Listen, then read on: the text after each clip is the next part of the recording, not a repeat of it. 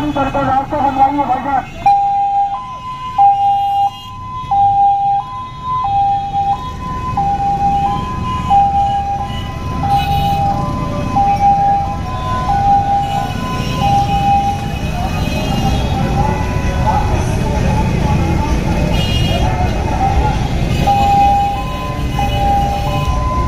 चाहिए पिछली वाम को उधर रोक दें।